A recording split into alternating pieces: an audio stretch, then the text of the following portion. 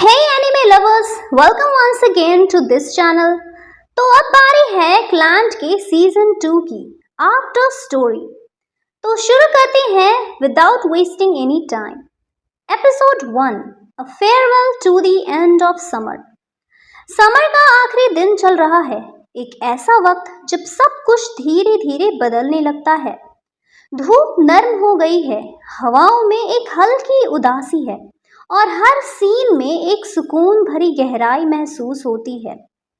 Episode की शुरुआत होती है टोमोया के साथ, जो अब नगीसा के घर में एक अपनापन महसूस करता है। अकियो-सान उसके साथ यूजुअल मस्ती करता है, लाउड, एनर्जेटिक, लेकिन दिल का दम साफ। सैनी अपने जनरल स्माइल के साथ ब्रेकफास्ट सर्व करती है और बीच में नगीसा, जो अब पहले से ज्यादा कॉन्फिडेंट और रिलैक्स लगती है, लेकिन उसकी हेल्थ अब भी थोड़ी डेलिकेट है।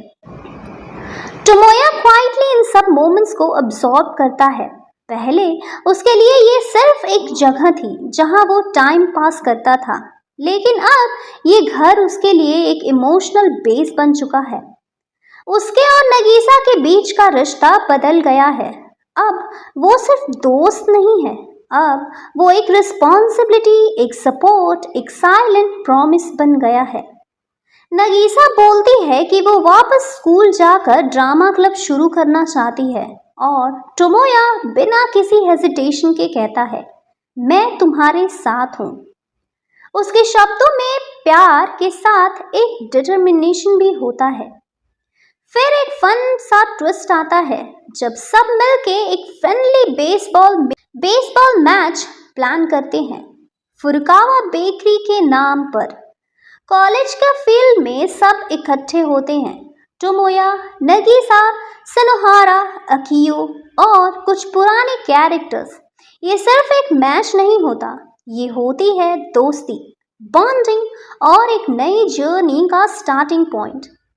सनोहारा हमेशा की तरह ओवर द टॉप ड्रामा करता है, कभी पिचिंग में फेल होता है, कभी अपने आप को सुपरस्टार समझता है। उसके जोक्स पे सब हंसते हैं, लेकिन उसकी आंखों में थोड़ा सा लोनलीनेस भी छुपा होता है, जैसे वो कुछ प्रूव करना चाहता हो।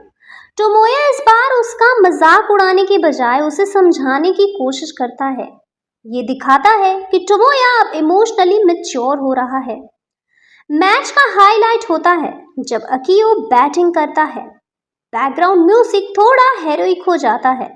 वो कॉन्फिडेंटली पिच का वेट करता है और फिर एक फुल पावर शॉट, बॉल आसमान में चली जाती है और सब चीयर करते हैं।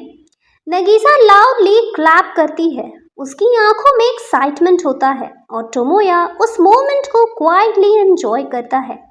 उसके लिए ये सिर्फ एक खेल नहीं, एक याद बन रहा होता है।